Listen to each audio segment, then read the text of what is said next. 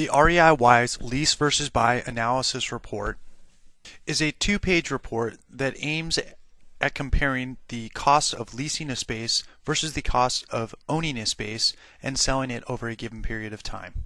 The report can be found by opening any property, going to the Proposal tab, scrolling down to the bottom, underneath Module Reports, checkmarking Lease versus Buy, and clicking Preview and Save or an e-publication.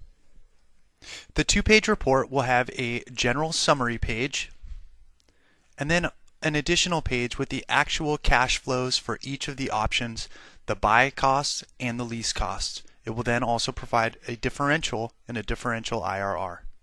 Reviewing this report from the top down, we can see some of the necessary data to complete a lease versus buy analysis. The key assumptions on top show an analysis period, a start and an end date, a purchase price, and a discount rate. Each analysis must be a finite period of time, as we are going to compare and contrast the net cost of leasing a space over a given time and the net cost of buying a property, paying the debt service, the cost of ownership, and then selling that property over the same period of time. As it is a time-sensitive analysis, we must need a discount rate. Underneath the key assumptions, we have our key results. This is two separate columns showing the initial lease costs, the initial buy costs, then the end of year one annual buy cost and lease costs, the final annual lease cost and buy costs, the total lease cost, the total buy costs, and the net present value of each, the lease cost and the buy cost. The aim of the report is to show which cost is less for your client, the net present value of the leasing option or the net present value of the purchase option. In this case, you can see it costs less to lease the property than to buy the property over time. Would indicate to our client that the better option would be to lease the building rather than purchase the building. Below the key results, we have crossover results. There are three crossover results that give a numerical value, the first of which is the year in which annual lease costs exceed the annual buy cost, in this case year one. Next, the year in which the cumulative lease costs exceed the cumulative buy cost. This value would indicate the year in which the total lease costs have caught up to the cost of carrying the property as an owner plus the initial down payment or year zero costs. The final crossover result shows in which year the net present value of the lease cost exceeds the net present value of the buy cost. In this case, because our costs are less than our buy costs, we do not have a crossover point where the lease costs are higher than the buy cost. The final set of results show the resale value required for the point of indifference, and the point of indifference is when the net present value of the lease cost equals the present value of the buy cost, or an equal net present value for both income streams. So, scrolling to the top, we see that we purchased this building for $11,400. If the property reaches a value of $11,700 within 10 years of ownership, this would be more beneficial to purchase the property than to lease the property. That increase in price is a 0.27 annual appreciation rate from our original price of $11.4 million. Allows us to estimate whether leasing or buying will be a better option. If we deem the market will appreciate at a higher level than the annual appreciation required to reach the resale point of indifference, it would be better to buy the asset. If we do not think we will have an annual appreciation rate equal to or above this value, it would be better to lease the asset. In our example, we are estimating that the appreciation rate will not reach 0.27%, which is why it is telling us our lease costs are less than our buy cost and would be more beneficial. To view the math behind these income streams and the crossover points, we can scroll to Report 2.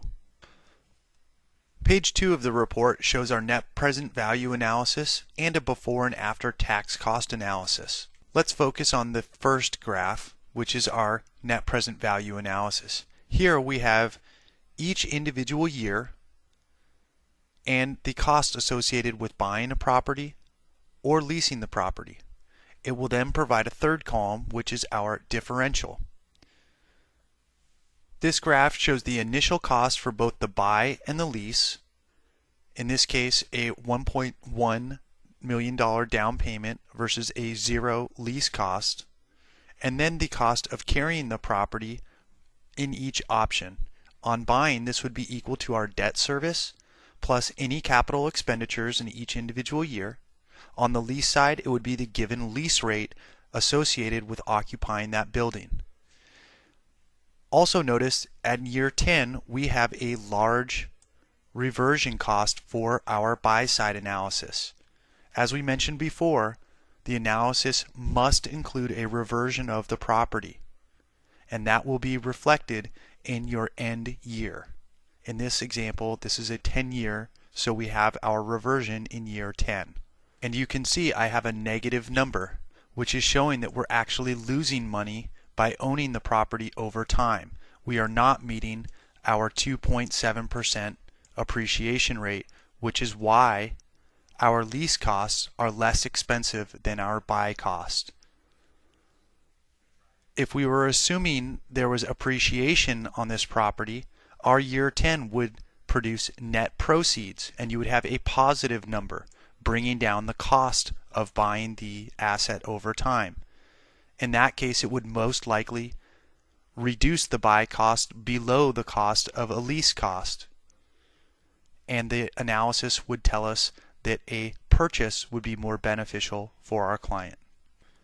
Both of these net present value income streams are after-tax analysis. If we scroll down to the bottom, we have two additional columns which actually show our before-tax cost for each the buy and the lease. Now let's take a look at where we enter in the values to create a report. Again, the lease versus buy analysis is found on the investment analysis side of the REIY's Power Broker platform.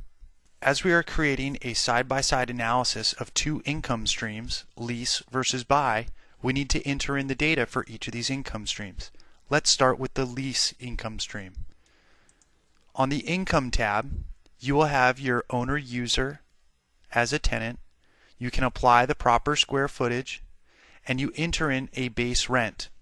This will set up the lease payments for each individual year of your income stream on the lease analysis. Here you can add it in as square foot per month or per year, and you need to enter in an expiration date and increases for what will happen to that lease over time between now and a 10-year period.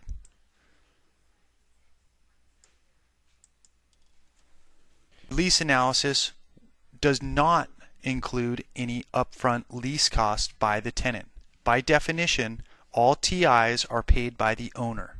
Once you have added in the base rent and any term increases, you are done with the lease analysis cash flow stream. On the buy side analysis, we need to add in a purchase price and an exit price, the financing to build our carrying cost, and any capital expenditures or cost of ownership over our time period. Today's purchase price is found on the General tab under Purchase Price. The future valuation is found on the General tab under Resale Information. Here you need to add in the resale expenditures, the value of the land to begin the depreciation of the asset, the discount rate, and the resale valuation. The resale valuation can be based off of annual appreciation rates, a cap rate of any future NOI, or a GRM off of any future gross scheduled income. Once you have completed the General tab, you have entered in today's price and the future price. This is our entry and exit costs as a buyer. To set up the carrying costs as a buyer, please click on Financials and enter in up to 3 loans. In our case, we have a 10% down payment scenario, which includes an 80% first and a 10% second.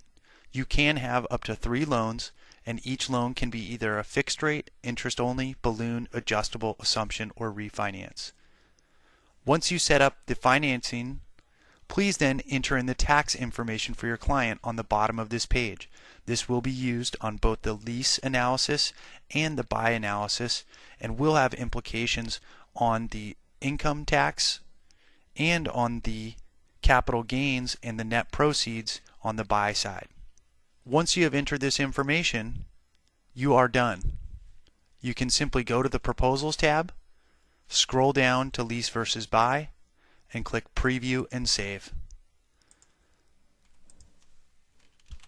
This report will now give you both income streams and net present value cash flows, and you can see which option is less expensive for your client.